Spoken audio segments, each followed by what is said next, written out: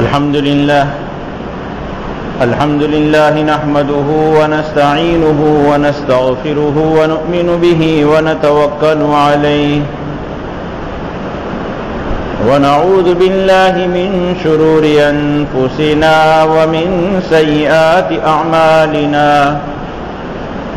من يهده الله فلا مضل له ومن يضلله فلا هادي له ونشهد أن لا إله إلا الله وحده لا شريك له ونشهد أن سيدنا ومولانا محمدا عبده ورسوله أما بعد عن عبد الله بن مسعود رضي الله تعالى عنه قال رسول الله صلى الله عليه وسلم يا معشر الناس استحيوا من الله حق الحياء قالوا يا نبي الله نستحيي من الله والحمد لله قال ليس ذلك ولكن من استحيا الله حق الحياء فليحفظ الرأس وما وعى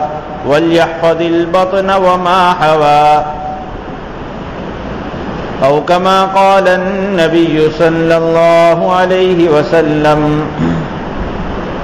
اللهم صل على محمد النبي الأمي وعلى آله وسلم تسليما. میرے عزیز اور بزرگوں، پچھلے جمعہ ہم نے قرآن اور حدیث کی روشنی میں یہ بات سنی کہ اللہ تبارک و تعالیٰ سے جیسے شرم کرنے کی ضرورت ہے، حیا رکھنے کی ضرورت ہے، اس حیا کا ہمیں حکم ہے. یہ شرم اور حیا جو شریعت میں پسندیدہ صفت ہے،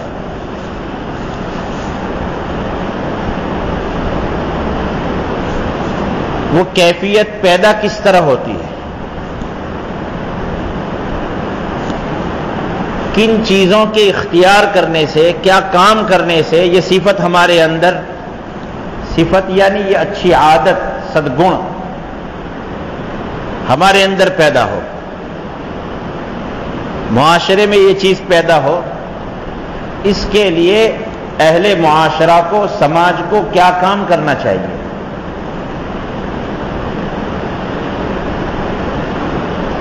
چنانچہ ہمارے اسلاف سے اس کے متعلق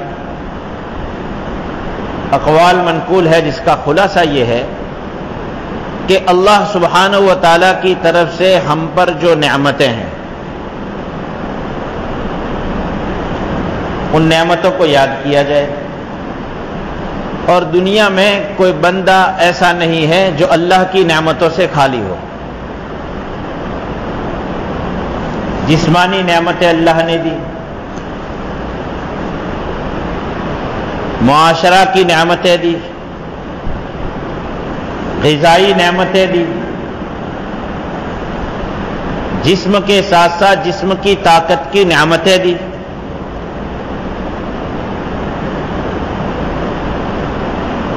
اور اللہ کی ان نعمتوں کو برتنے کی اور استعمال کرنے کی صلاحیت دی. دنیا میں ایسے بڑے مقدار میں لوگ موجود ہیں جن کو اللہ سبحانہ و تعالیٰ نے مال دولت دے رکھی ہے، لیکن اس مال دولت کو استعمال نہیں کر سکتے، کھا نہیں سکتے، پی نہیں سکتے، بندشیں لگی ہوئی ہے. کوئی ایسی بیماری لگی ہے جس بیماری کی وجہ سے بڑی مقدار کی چیزوں سے محروم ہو گئے. اللہ کی حکمت. ہم یہ غور کریں کہ اللہ پاک نے، اللہ سبحانہ و تعالیٰ نے ہر طرح کی نعمتیں ہمیں دے رکھی ہے. کہاں کہاں اور کس کس طرح کی نعمتیں ہیں.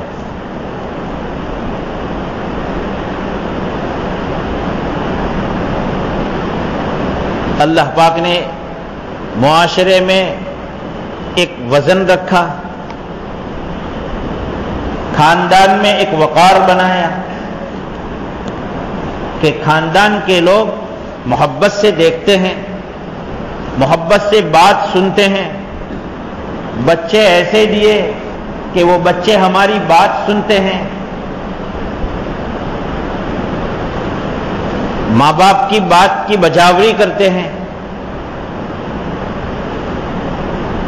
دنیا میں ایسے بھی لوگ ہیں کہ جو اس بات سے، اس باب میں اور اس لائن سے بڑے پریشان ہیں کہ اولاد ہے سنتی نہیں۔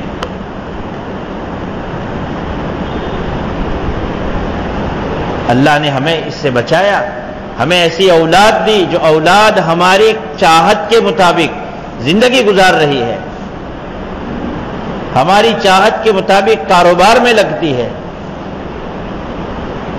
غرض یہ کہ کس کس طرح کی نعمتیں ہیں وہ ہم سب اپنے متعلق خود جانتے ہیں، لیکن یہ سمجھنے کی ضرورت ہے کہ یہ اللہ کی طرف سے ہے۔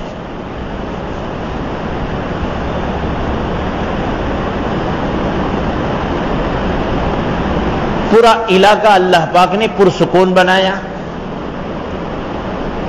رات اطمینان سے ہم سوتے ہیں، صبح اطمینان سے ہم اٹھ کر مسجد آتے ہیں۔ دنیا کے ایسے علاقے ہیں رات سونے میں ڈر ہے، صبح اٹھنے میں ڈر ہے۔ اللہ پاک نے ہر قسم کے خوف سے ہمیں محفوظ رکھا۔ ان ساری نعمتوں کے بیچ پھر یہ غور کرنا ہے کہ ان نعمتوں کے مقابلے میں میری طرف سے اللہ کے حقوق میں کوتاہی ہے۔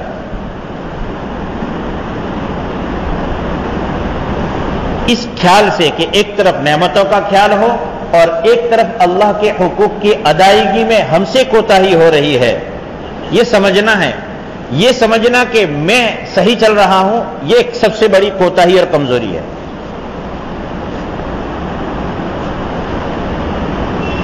ان دونوں کے درمیان سے ایک انسان میں ایک کیفیت خود بخود پیدا ہوتی ہے کہ اتنی نعمتیں مجھے ملی، اور پھر اللہ پاک کے حقوق میں، اللہ کی شریعت پر چلنے میں مجھ سے اتنی بڑی کوتاہیاں۔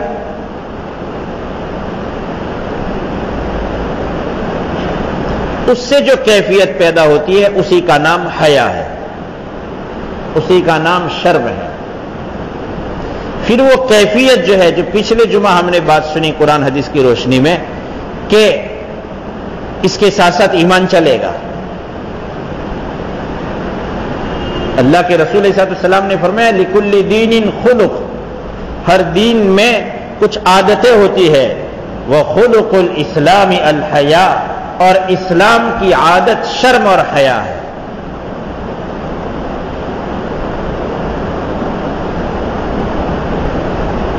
عبداللہ ابن مسعود کا فرمان ہم نے سنا، جس کو دہرا دوں، کہ اگلے نبیوں کی نبوت سے جو باتیں ہمیں حاصل ہوئی ہے ان میں ایک بات یہ ہے کہ جب تجھ سے شرم اور حیا جاتی رہے جو چاہے کر لے۔ ان دو چیزوں کو سامنے رکھنے سے کہ اللہ کی نعمتیں اور ان نعمتوں کے مقابلے میں میری اپنی عملی زندگی میں کوتاہیاں، اس سے پیدا ہوگی شرم اور حیا۔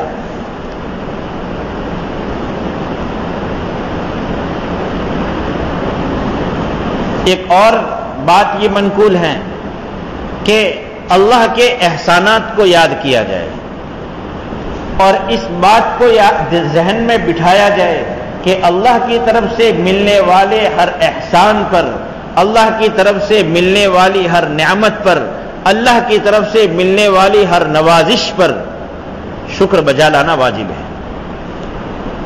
ہر نعمت کا شکر واجب ہے۔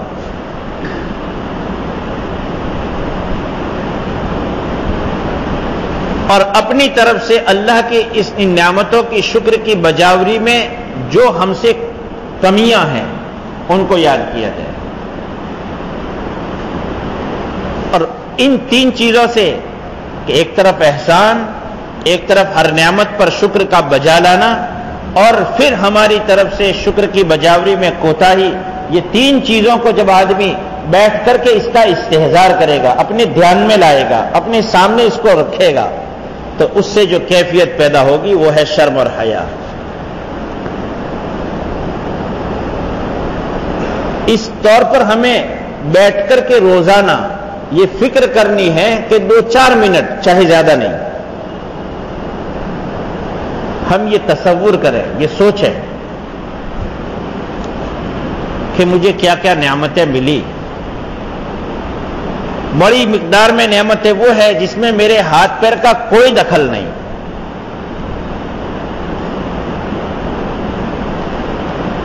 اور پھر اللہ کا شکر بجا لانا واجب، اور میں نے اللہ کی شکر کی بجاوری میں میری طرف سے کوتاہیاں.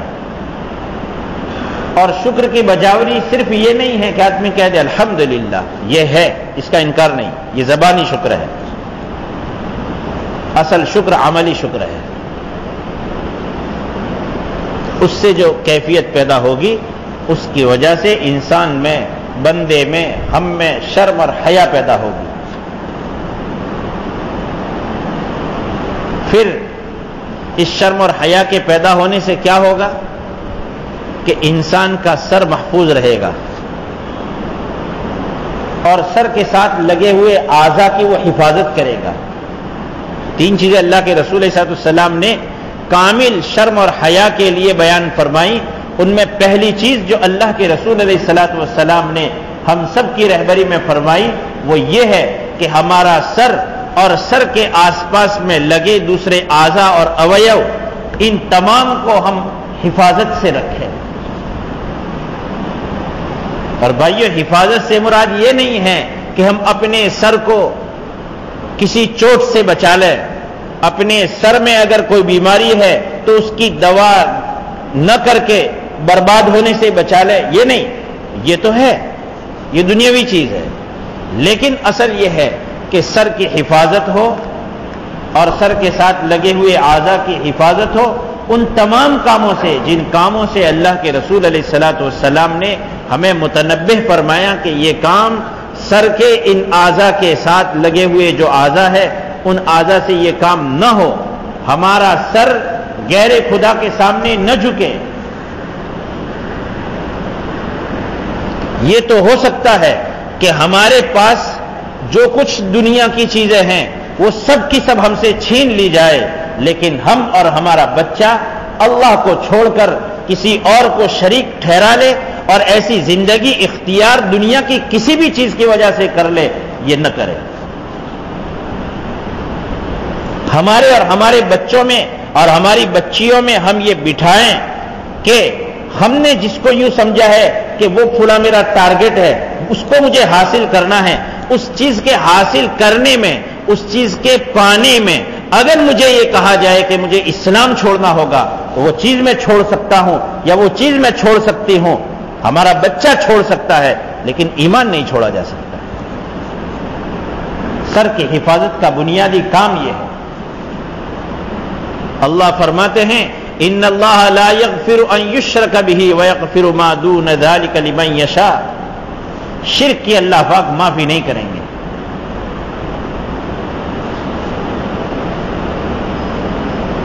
اس کے علاوہ جو گناہ کیے ہوں گے اللہ جس کے لیے چاہیں گے بخشش فرما دیں گے، لیکن شرک کی معافی نہیں ہوگی.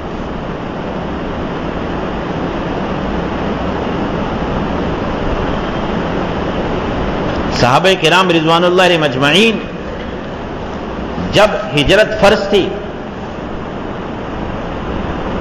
تو صحابہ ہجرت کر گئے اور مکۃ المکرمہ میں آئے ہیں اور کوئی بیماری لگی اور انہیں یہ خطرہ محسوس ہوا کہ شاید میری موت ہو جائے اور میری ہجرت کی تمامیت یہ ہے کہ میں اپنی ہجرت والے مقام پر مدینہ میں وفات ہو میری. صحابہ ڈر رہے تھے. ایک صحابی بیمار ہوئے، اللہ کے رسول عیادت کے لے گئے کہ یا رسول اللہ مجھے خطرہ ہے کہ میری موت ہو جائے. اس ہجرت کے ٹوٹ جانے سے، جس کو وہ ٹوٹنا سمجھتے تھے، حالانکہ ہجرت تو کر چکے ہیں، اس سے بھی صحابی ڈر رہے ہیں. اللہ کے رسول علیہ الصلوۃ والسلام اپنے صحابہ کرام جو ایمان کے لیے معیار ہیں اور قرآن اس پر گواہی دے رہا ہے اور قرآن یوں کہہ رہا ہے ایمان لاؤ تو ایسا ہی جیسا وہ لوگ یعنی صحابہ ایمان لائے. ہر چیز کو ناپنے کا ایک معیار اور ایک آلہ اور ایک کسوٹی ہوتی ہے. اصلی اور نقلی سونا کے پہچاننے کا طریقہ ہے. اصلی ایمان اور بناوٹی ایمان کے پہچاننے کا معیار اللہ کے رسول اور صحابہ کرام رضوان اللہ علیہ مجمعین ہیں. وہ نبی آخر الزمان صلی اللہ علیہ وسلم اپنے ان صحابہ کو جن کو قرآن نے معیار فرمایا ہے ایمان پر جمنے اور ایمان پر مرنے کی تاکید فرماتے ہیں.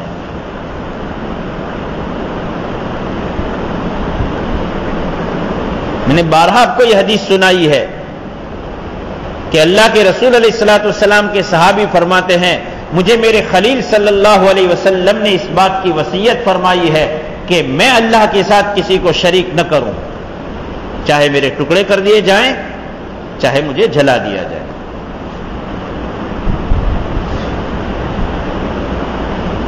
اس لیے ہمارے اوپر ضروری ہے ہم اپنے گھروں میں اپنے اعتبار سے جو جو نعمتیں ہیں ان نعمتوں کا تذکرہ کر کے اپنے بچوں کے ساتھ بیٹھ کر کے اس کا مذاکرہ کریں کہ اللہ کی ہم پر یہ نعمتیں ہیں اور اللہ کی ان نعمتوں کا ہم سے حق ادا نہیں ہو رہا ہے، ہمارے عمل کی یہ کوتاہی، ہمارے اعضاء سے کے استعمال کرنے کی اللہ کی مرضی کے خلاف ہو رہے ہیں، یہ کوتاہی. جب اس کا تذکرہ کریں گے اور پھر ترغیب دیں گے ان میں شرم اور حیا پیدا ہوگی. وہ کسی حال میں دنیا کے کسی ماحول میں پہنچ کر کے اپنے ایمان کو نہیں چھوڑ سکتے.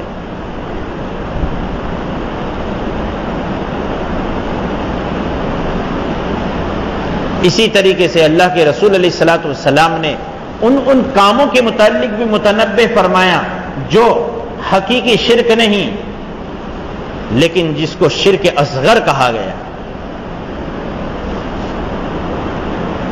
وہ کام جن راستوں سے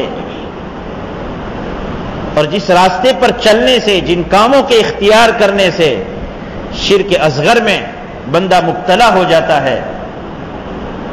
آپ علیہ الصلوۃ والسلام نے فرمایا من تزین بعمل الآخرہ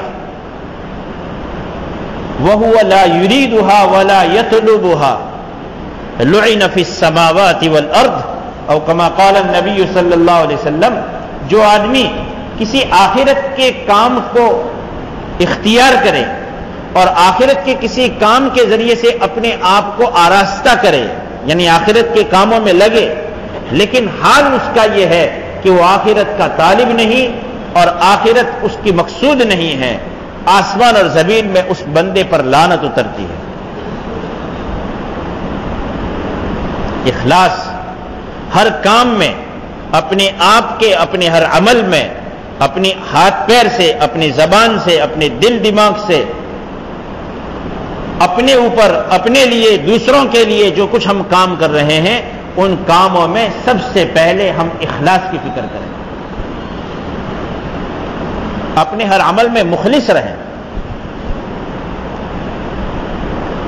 عمل کے کرنے سے پہلے ہم اپنے دل میں اس بات کو بٹھائیں کہ میں یہ کام اس لیے کر رہا ہوں کہ میرے اللہ کا حکم ہے، میں کسی کے لیے نہیں کر رہا.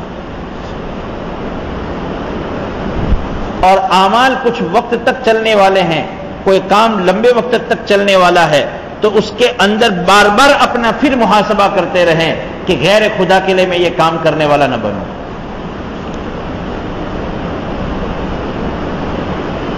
ہمارے بزرگوں میں ابو عمر نجیم رحمت اللہ علیہ گزرے ہیں جن کو اللہ تبارک و تعالی نے دین اور دنیا کی دونوں دولت عطا فرمائی تھی. اپنی زندگی کو اللہ اور اس کے رسول کی چاہت کے مطابق گزارنے والے بھی تھے اور اللہ سبحانہ و تعالیٰ نے مال بھی بڑی مقدار میں دیا تھا. اور یہ اللہ کا فضل ہے کہ اللہ کسی کے لیے دونوں چیز کو جمع کر دے. یہ اللہ کے دینے سے اللہ کے چاہنے سے ہوتا ہے اور اللہ نے اگر دونوں نعمتیں دی ہیں اس کی خوب قدر کرنی چاہیے کہ ہم جن اعمال میں مشغول ہیں جو کام ہم کر رہے ہیں ان کا ہم محاسبہ کرتے رہیں تاکہ میری دینداری باقی رہے اور شیطان سے کسی لمحے میں ہم غافل نہ رہیں. اور جو مال دیا ہے اس مال کے متعلق بھی ہم فکر کریں کہ اس کی آوک اور جاوک، آنے کے اور جانے کے جو راستے ہیں، کمانے کے اور خرچ کرنے کے، وہ مرضیات پر ہیں، اللہ کی چاہت کے مطابق کے ہیں یا نامرضیات کے، اللہ کو ناراض کرنے والے ہیں۔ اگر ناراضگی کے ساتھ ہو رہے ہیں، ڈرنا چاہیے کہ مال تو اللہ پاک نے قارون کو بھی دیا تھا، اور اگر اللہ کی رضامندی کے ساتھ آ رہے ہیں تو اللہ کا اس پر شکر ادا کرتے ہوئے آئندہ مزید فکر کرنی چاہیے کہ حضرت سلیمان علیہ السلام کو بھی اللہ نے مال دیا تھا۔ حاکم وقت نے ایک عام پبلک کا ساروجانک کوئی کام کرنا تھا، رفاہی کام کرنا تھا، لوگوں کو ترغیب دی۔ ان ترغیب جن کو دی جا رہی تھی ان میں وہ ہمارے بزرگ ابو عمر نجیم رحمت اللہ علیہ بھی تھے۔ ان کو اس پر اثر ہوا کہ نہیں، پبلک کی اصلاحت کے کام میں مجھے اللہ نے مال دیا ہے، مجھے لگانا چاہیے۔ قربان 2 لاکھ دینار انہوں نے دیے، کروڑ ملکت ہوتی ہے۔ جب انہوں نے یہ دیے، مجلس لگی تو اس مجلس میں بادشاہ وقت نے ان کا تذکرہ کیا اور تذکرہ کرتے ہوئے کہا کہ دیکھو ہمارے یہ صاحب مال اور صاحب دل بزرگ ہیں، انہوں نے اس پبلک کے اس کام کے لیے 2 لاکھ دینار دیے اور بڑی مقدار میں دیے، ہم ان کے شکر گزار ہیں۔ تو لوگوں کی نظریں ان کی طرف متوجہ ہو گئی۔ چند منٹ ہوئے، انہوں نے کھڑے ہو کر کے کہا کہ بادشاہ سلامت، میں نے دیے تو تھے لیکن پھر بعد میں نے مشورہ کیا، مجھے ذرا نہیں دینا ہے، واپس دے دو۔ بادشاہ نے واپس دے دی۔ سارے لوگ کہتے رہ گئے اور لوگوں کے وہ جو چہرے ان کے اس کام سے بڑے خوش ہو رہے تھے، فوراً لوگوں کے چہرے بدل گئے اور لوگ ان کو بری نظر سے دیکھتے ہو گئے کہ کیسا آدمی ہے۔ لوگ کہتے ہیں بڑے اللہ والے ہیں، بڑے صاحب مال ہیں، اور دے کر کے واپس لے رہا ہے، یہ ان کو جھجتا نہیں ہے۔ پتہ نہیں کیا کیا جس کے زبان میں جو آ سکتا ہے کسی نے کہا اور کسی نے عمل سے ظاہر کر دیا۔ مجلس پوری ہو گئی، لوگ چلے گئے، سارے لوگ خالی ہو گئے، باہر نکل گئے۔ یہ اٹھ کر کے بادشاہ کے پاس پھر گئے اور کہا آپ نے جس وقت میرا نام لیا ذرا میرا نفس بھی کہہ رہا تھا اور مجھے ڈر لگ گیا کہ کہیں اور کسی مقصد کوئی دوسرا مقصد اس میں شامل نہ ہو جائے، اور لوگ بھی مجھے ذرا اس طور پر دیکھ رہے تھے کہ میرا نفس بھی اس کو یوں سمجھ رہا تھا کہ لوگ تجھے اچھا سمجھ رہے ہیں، یہ مجھے اچھا نہ لگا، اس لیے میں نے واپس لیے تاکہ تھوڑی دیر میرے نفس کو ذلت جھیلنی پڑے۔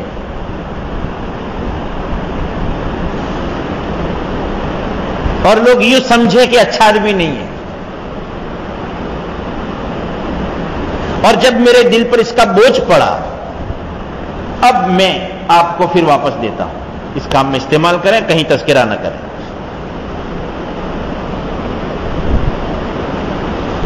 بہت بڑی عبرت کی بات ہے کہ ایک آدمی ایک اچھا کام کر رہا ہے اور اس اچھے کام کو آئندہ بھی کرنا چاہتا ہے، لیکن یہ چاہتا ہے کہ لوگ میری تعریف کریں، یہ مجھے پسند نہیں، اور میرا نفس اس تعریف سے خوش ہو رہا ہو کہ واہ لوگ تجھے بڑا اچھا کہہ رہے ہیں، کیا کہنے تمہارے تو۔ اور نفس جو ہے اپنی تعریف سے موٹا ہوتا ہے، اور جب نفس موٹا ہوتا ہے تو اعمال میں سستی شروع ہو جاتی ہے۔ میں نے وقتی ذلت اسی لیے برداشت کی تاکہ میرا نفس موٹا نہ ہو جائے۔ ہمیں اپنے ہر عمل میں اسی طرح محاسبہ کرنا چاہیے کہ کہیں ایسا تو نہیں کہ میں آخرت کے کسی کام میں مشغول ہوں اور آخرت طلب کرنے کے بجائے میں اس کے ذریعے سے طالب دنیا بنوں۔ اللہ کے رسول علیہ الصلوۃ والسلام نے ایسی بری کیفیت سے لوگوں کو متنبہ کرنے کے لیے فرمایا اور ان برائیوں سے بچانے کے لیے یہ فرمایا کہ من تزین بعمل الآخرۃ وهو لا يريدها ولا يطلبها لعن في السماوات والارض جو آدمی آخرت کے کسی کام کو کر رہا ہو اور اس کا مقصود آخرت کی طلب نہ ہو. ہم مال خرچ کریں، ہم کسی کے معین مددگار بنیں، ہم عبادت کریں، ہم اخلاق اختیار کریں، ہمارے معاملات اور ہماری معاشرت اسلامی انداز پر اگر اختیار کریں تو اس کا مقصود اور مطلوب یہ دنیا کی خواہش نہ ہو بلکہ اللہ کی طلب ہو. اس کا اجر دنیا میں ہم طلب نہ کریں، اس کی وجہ سے دنیا میں ہم تعریف کے اور اچھائی کے خواہشمند نہ رہیں، بلکہ اللہ کو اور آخرت میں اس کا اجر ملے اور اللہ تبارک و تعالیٰ کی رضامندی ملے. تو ایسی صورت میں اس کام کو کرنے پر، اس طاقت کو خرچ کرنے پر، اس مال کو خرچ کرنے پر، ان اخلاق کو اختیار کرنے پر جو ہماری طاقت مالی یا جسمانی لگے وہ صحیح جگہ پر لگے. ورنہ اگر دنیا کی طلب ہے، نیک نامی اور چاہتے یہ ہیں کہ لوگ ہمیں اچھا سمجھیں، ریاکاری ہے، اللہ کے رسول صلی اللہ علیہ وسلم نے فرمایا لعن فی السماوات والارض، اس بندے پر جو آخرت کا کام کر کے دنیا کا طالب ہے، آسمان اور زمین میں اس پر لعنت ہے. یہ حق الحیا، شرم جو اللہ سے اختیار کرنی ہے، حیا جو پیدا کرنی ہے، اس حیا پیدا کرنے کے لیے سر کی حفاظت اور سر کے ساتھ لگے تمام اعضاء کی جو حفاظت ہے، اس میں یہ شامل ہے کہ شرک حقیقی سے اور شرک مجازی اور شرک اصغر سے ہم اپنے آپ کو بچائیں. اللہ کے رسول علیہ الصلوۃ والسلام نے فرمایا ان اخوف ما اخاف علی امتی، مجھے اپنی امت پر سب سے بڑا جو ڈر لگا ہوا ہے وہ شرک اصغر ہے. اور شرک اصغر سے مراد یہی ہے، اللہ کے رسول صلی اللہ علیہ وسلم نے جو وضاحت فرمائی اس کا خلاصہ یہی ہے کہ ہم کام کریں، کام تو ہو نیکی کا، اور نیکی میں اللہ کی طلب کے بجائے دنیا طلبی ہو. اس لیے اپنے ہر کام میں، ابتدا میں، انتہا میں، درمیان میں ہم اپنا محاسبہ کرتے رہیں کہ کہیں ایسا نہ ہو کہ بطور مثال کہ ہمارا مال تو خرچ ہو رہا ہو اور دنیا طلبی ہو کہ ذرا لوگ کہیں کہ بڑے سخی صاحب ہیں. حضرت ابو ہریرہ رضی اللہ تعالیٰ عنہ راوی ہیں، ترمذی شریف میں غالباً روایت ہے، 3 مرتبہ حضرت ابو ہریرہ رضی اللہ تعالیٰ عنہ گش کھا رہے ہیں، زبان اب کی بند ہو جاتی ہے. ان 3 آدمیوں کا تذکرہ کرتے ہوئے جس کو اللہ کے رسول صلی اللہ علیہ وسلم نے فرمایا کہ جس کو اللہ پاک نے علم کی دولت دی، مال کی نعمت دی، جسمانی طاقت دی، تینوں نے دنیا میں رہتے ہوئے اپنی ان طاقتوں کو اللہ کے کام میں لگایا، لیکن اللہ کو چھوڑ کر کوئی اور مقصود تھا. اللہ پاک فرماتے، اللہ کے رسول صلی اللہ علیہ وسلم فرماتے ہیں کہ قیامت کے میدان میں ان تینوں کو حکم ہوگا کہ ان کو جہنم میں ڈال دو.